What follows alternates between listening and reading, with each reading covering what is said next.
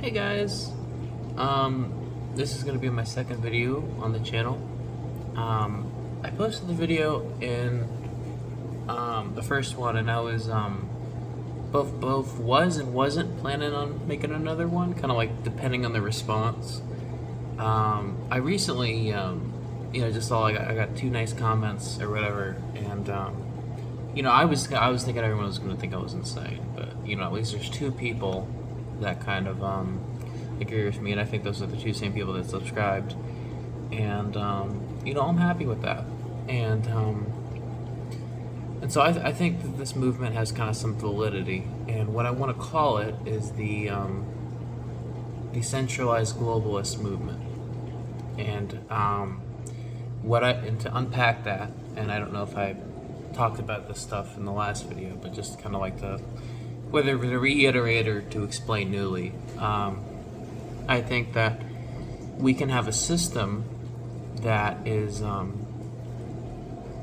more realistic to human nature, but still ideal, right? I think humans are inherently selfish because, well, here, I think to explain that, I need to explain the nature of perception. The nature of perception is such that we are defined by our genes, so our biological makeup and our past experiences. Those two go together, and what they do is they essentially they cause us to view the world in a different way. Our perception. So with that being said, that means who we are, like we can't see outside our own perception. We are unable to exist outside of ourselves. Therefore, everything we do is selfish. Everything is based in self-interest to some extent, and I don't believe true altruism exists, and I don't think that's a bad thing. You give money to a homeless man, oh, you feel good about yourself, or oh, you're doing it because you feel like you have to, or you're doing it because it's something you feel like you're morally obligated to do. Everything is based out of a definition of self because you are yourself and you can't see outside yourself.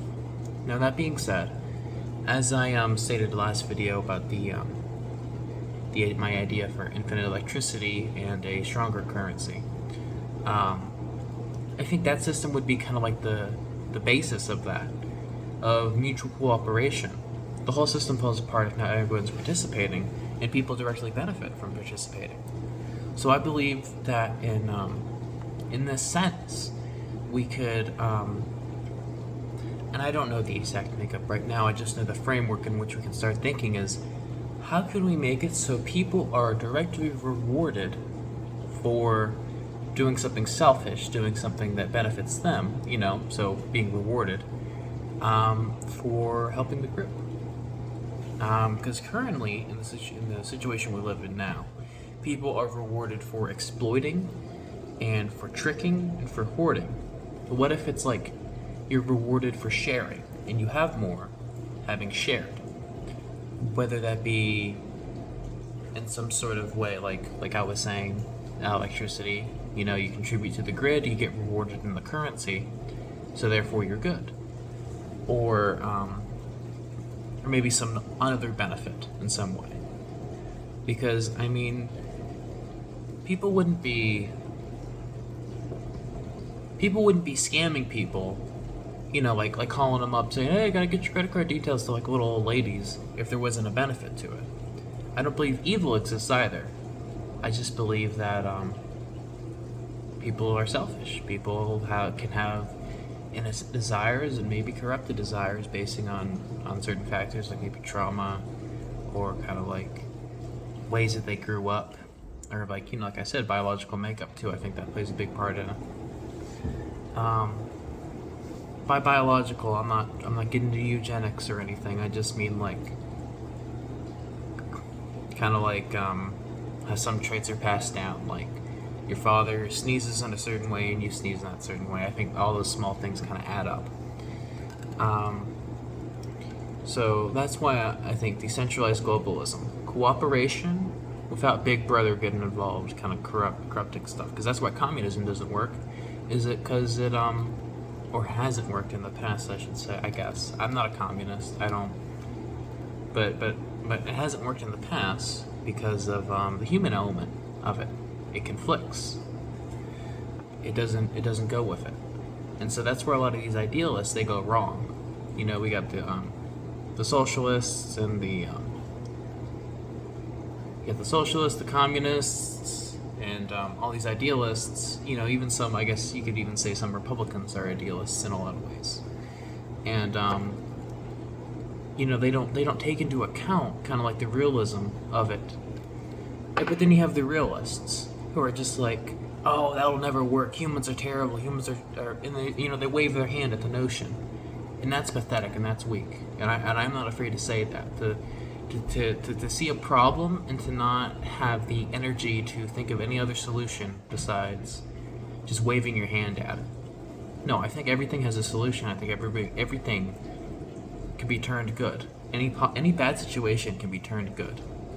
And I think that that mindset is the mindset of a weak person, and that's what I want to cast aside. And I think that weakness too is manufactured by people who benefit. Now, I had an example I kind of wanted to talk about. I have it written down on my computer a little bit, just kind of like the main things. Not really an example, but just something I wanted to talk about. That being said, money isn't real. I don't know if this needs to be stated for the audience I'm talking to now, but I'm going to state it anyway. It is not real. It's backed by nothing. I mean, it's just printed arbitrarily. The money, the paper itself is useless unless you want to start like a fire, like in that one scene, Batman. I mean, it's just it's nothing.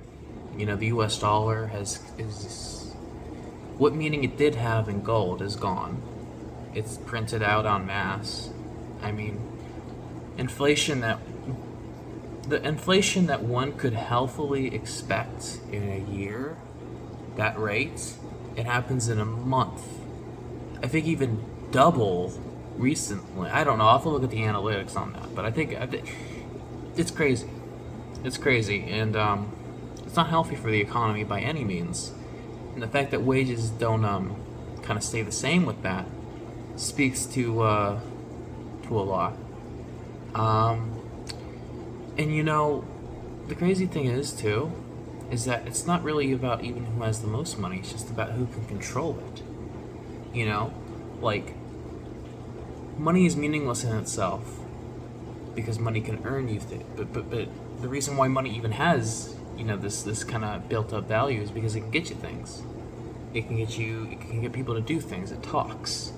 You know, it can get you things itself. But ultimately, what you're paying for it is labor. It takes labor to go out and, let's say you want to buy a computer. I got a computer next to me right now. GPU.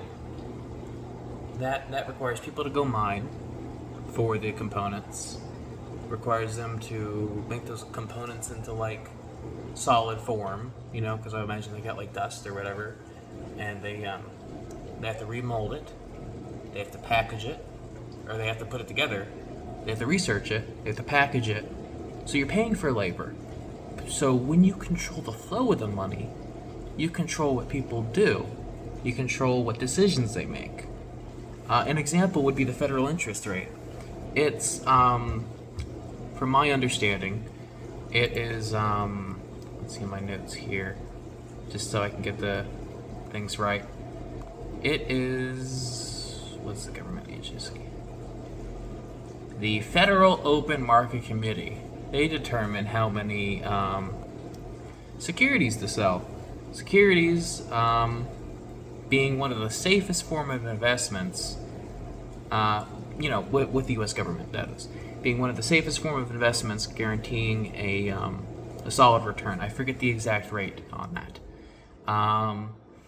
But banks invest in these because that's guaranteed. That's the safest investment they can.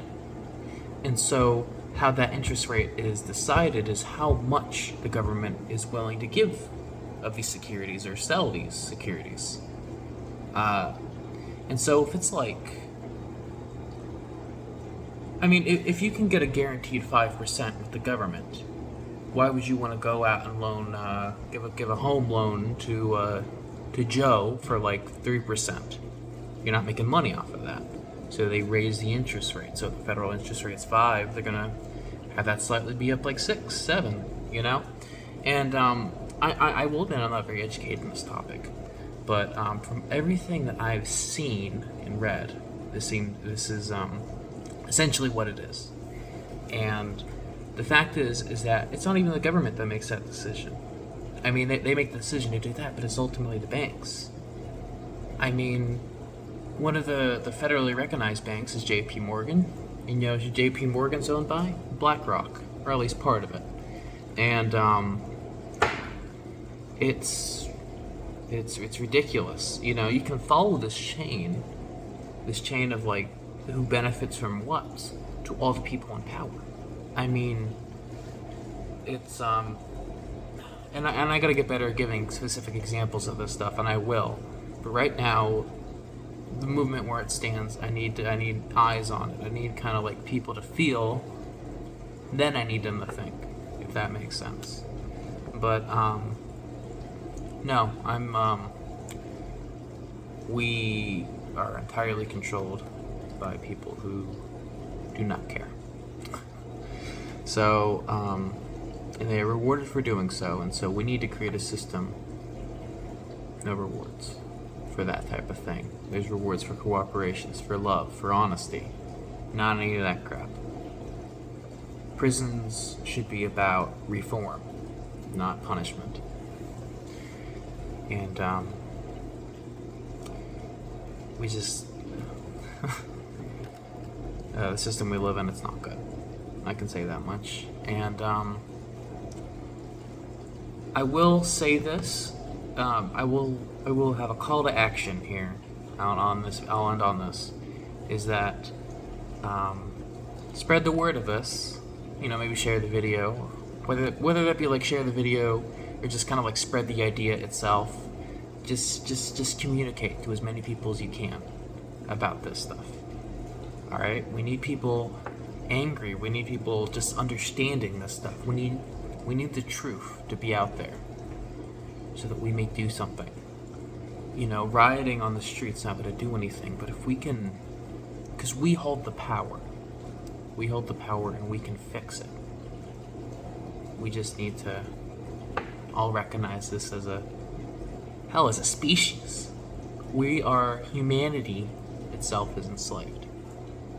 And we need to rise above it. I will end it on that. You guys have a great day, and next video I promise to have it a little more structured and